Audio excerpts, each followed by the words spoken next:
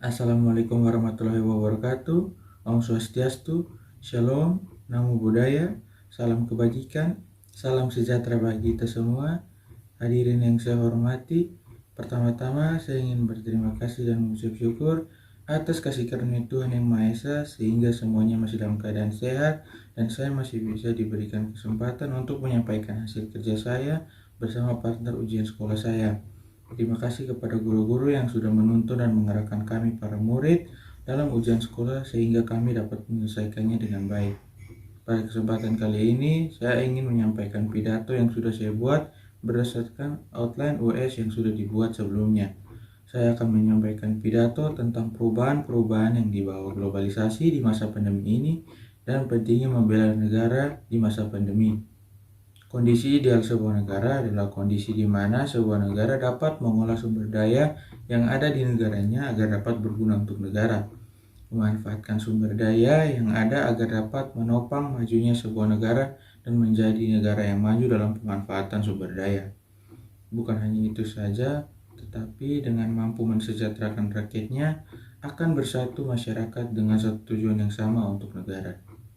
Negara ideal juga negara yang menjunjung tinggi hukum dan dasar negara yang dibuat, mengikuti dan melakukan aturan yang ada, tidak melanggar aturan yang ada, dan hidup berdasarkan dasar negara yang ada. Negara yang ideal juga dapat menjalin kerjasama dengan baik dan membangun relasi yang baik dengan negara lain, memiliki hubungan agar dapat membantu satu sama lain antar negara, lalu akan terbentuk sebuah hubungan yang kuat antar negara yang menguntungkan negara itu sendiri. Dengan majunya bidang-bidang seperti ekonomi, pendidikan, sosial, politik, dan lainnya, akan ada pemikiran yang maju dari masing-masing masyarakat yang dapat membangun negara yang lebih baik ke depannya. Sebelum jatuh ke dalam dosa, manusia adalah ciptaan Allah yang baik adanya dan menurut gambar dan rupa Allah. Manusia adalah makhluk hidup yang diciptakan Allah dengan memiliki kesempurnaan dan segala sesuatu yang dibutuhkan dipenuhi oleh Allah. Manusia dipelihara di dalam kasih karunia Allah yang menaungi manusia. Allah menggunakan kita ciptaannya untuk mengolah dan membuat sejahtera dunia ciptaannya. Namun semua itu berubah ketika manusia jatuh ke dalam dosa pertama kali, yaitu manusia tergoda oleh iblis berupa ular, serta tidak mengikuti apa yang menjadi perintah Tuhan, dan lebih memilih untuk melakukan hal yang ingin dilakukannya.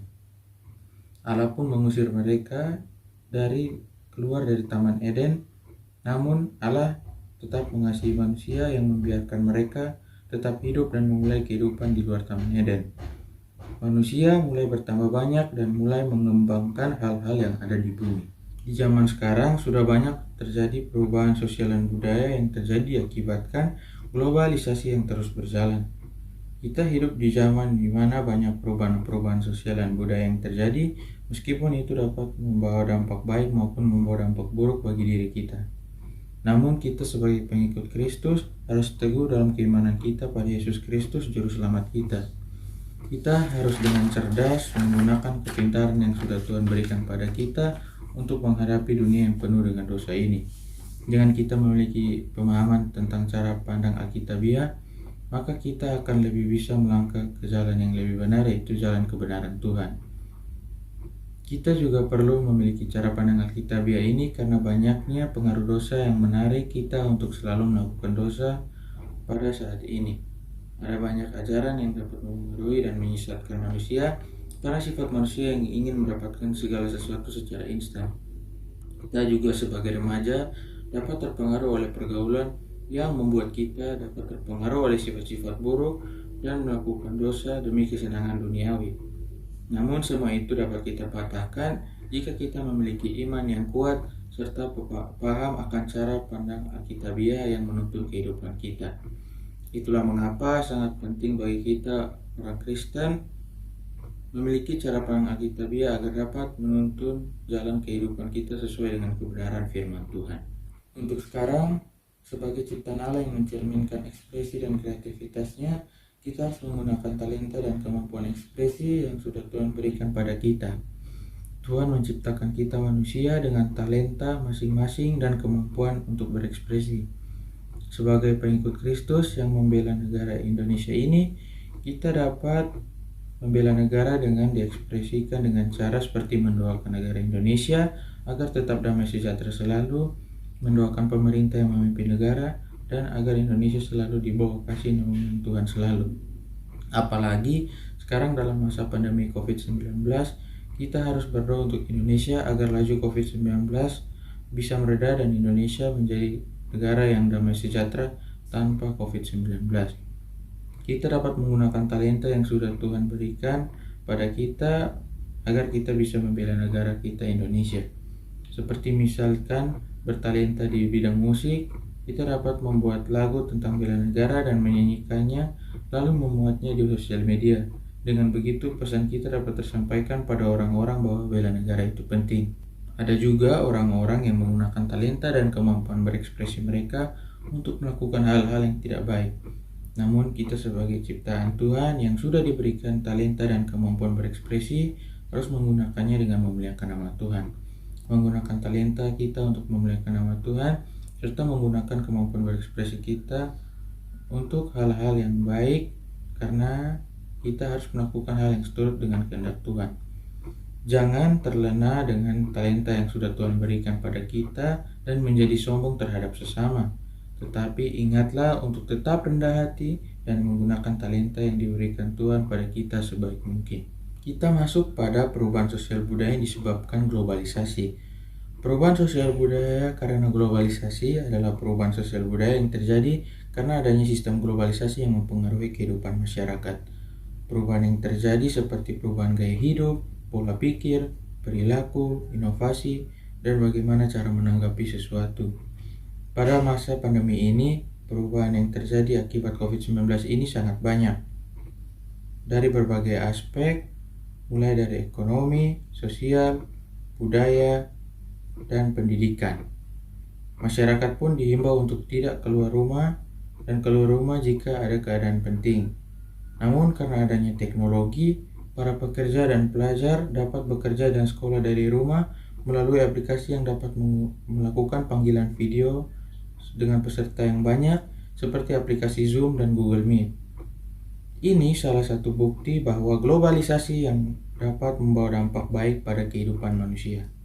Globalisasi yang berjalan ini memiliki bentuk-bentuk globalisasi yang dibagi antara lain globalisasi dalam bidang ekonomi, budaya, komunikasi, transportasi, dan politik. Tiap bidang yang ada didukung dengan masing-masing hal yang terjadi pada bidang tersebut sehingga terjadilah perubahan. Dari masing-masing hal yang terjadi dan mendukung tiap bidang itulah yang membawa kemajuan pada tiap bidang yang ada pada suatu negara. Seperti contoh bidang komunikasi dapat didukung karena adanya revolusi informasi, kemajuan teknologi, dan internet.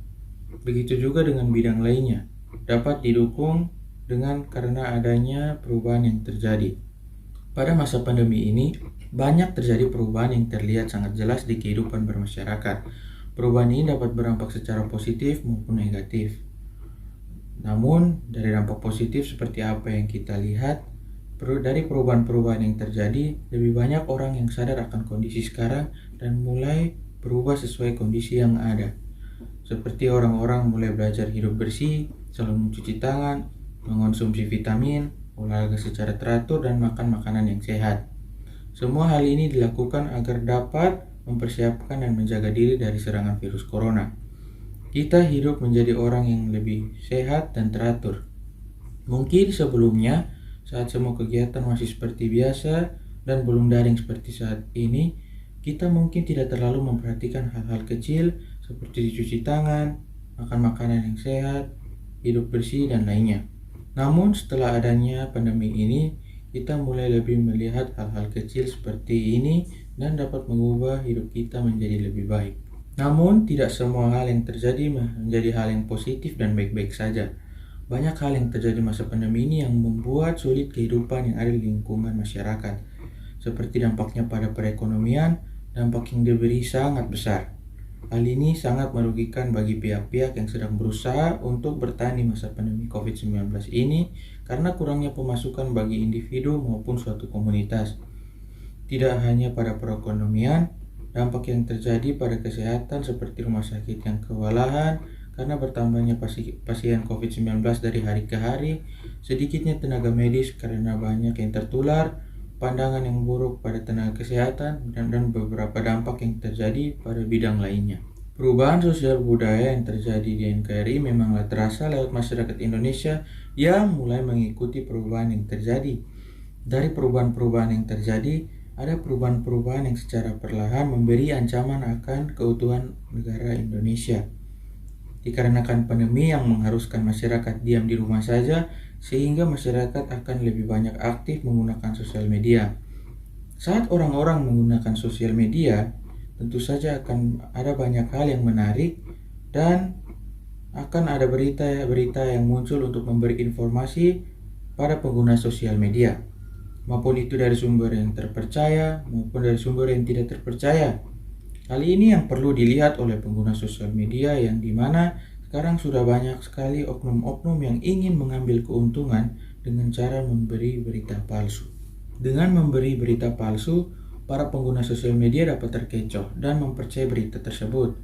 Sebaliknya, saat ada pengguna yang tidak mempercayai berita tersebut, maka akan timbul perdebatan dan perpecahan di antara sesama pengguna. Hal ini sangat meresahkan dan dapat membuat kekacauan di antara masyarakat Indonesia. Dengan banyaknya berita palsu, maka akan semakin banyak pengguna yang dapat tertipu dan kita semakin sulit untuk menemukan berita dengan informasi yang benar. Maka dari situ akan ada orang-orang yang berpendapat bahwa sosial media itu tidak baik. Namun sebenarnya sosial media itu sendiri berisi hal-hal yang lebih baik daripada berita palsu ataupun hal-hal negatif lainnya. Seperti memudahkan kita berinteraksi dimanapun kita berada, menghibur diri kita dengan hal-hal menarik, menggali kreativitas diri sendiri, dan masih banyak hal positif yang dapat kita dapatkan dari menggunakan sosial media. Kita sebagai anak muda Indonesia harus tergerak akan hal yang terjadi ini. Kitalah yang harus menunjukkan sikap bela negara akan negara tercinta kita ini. Jadilah anak Indonesia yang cerdik dalam menanggapi hal-hal seperti berita palsu ini. Kita dapat melakukan beberapa upaya yang dapat kita lakukan. Pastikan kita mendapat informasi tersebut dari sumber yang terpercaya. Contoh sumber-sumber yang terpercaya untuk mencari informasi dalamnya adalah Kominfo, Detik.com, Kompas.com, dan CNN. Jangan mudah terhasut dan percaya dengan berita yang provokatif dan berita-berita yang mengundang sensasi. Cerdiklah dalam menanggapi hal-hal seperti itu di sosial media. Kita yang sudah mengetahui dan memahami akan hal benar apa yang harus kita lakukan saat menggunakan sosial media dapat kita bagikan juga agar saling mengetahui pengetahuan. Menggunakan sosial media yang ada untuk berbagi ilmu, membuat hal kreatif, dan berbagi hal positif lainnya. Karena kita sudah mengetahui hal yang benar, maka lakukan hal yang benar dan jangan memuat hal negatif hanya karena ingin saja di sosial media. Lebih banyak hal baik yang kita lakukan, maka dengan begitu kita sudah membantu membangun negara Indonesia kita menjadi lebih baik. Menggunakan media yang ada untuk belajar, mencari dan menggali pengetahuan dan perkaya pengetahuan lewat internet yang ada. Sama-sama membangun Indonesia yang lebih baik dan tidak mudah terpengaruhi dari berita-berita yang dapat mengacaukan persatuan. Dengan begitu, bisa sama-sama saling menguntungkan untuk sesama pengguna sosial media. Mari kita sebagai calon penerus bangsa mempunyai kesadaran untuk membela negara kita Indonesia. Mempunyai jiwa yang mau bangkit dan berjuang untuk masa depan Indonesia yang lebih cerah. Karena kitalah anak muda Indonesia yang meneruskan perjuangan para pahlawan, tetapi bukan dengan bertempur di medan perang. Namun, kita belajar sungguh-sungguh, beretika baik, menerapkan dasar negara pada diri kita, dan menjaga kedamaian serta persatuan bangsa ini. Di masa pandemi ini, yang bisa kita lakukan untuk membela negara, yaitu dengan mematuhi protokol kesehatan, melakukan semua dari rumah, dan terus berkembang menjadi anak muda Indonesia yang mau memajukan bangsa Indonesia. Di masa seperti ini, kita diharapkan untuk patuh terhadap protokol kesehatan, yaitu memakai masker, menjaga jarak, dan mencuci tangan. Demikian yang bisa saya sampaikan. Apabila ada salah kata atau penyebutan, saya mohon maaf. Sekian dari saya ucapkan terima kasih.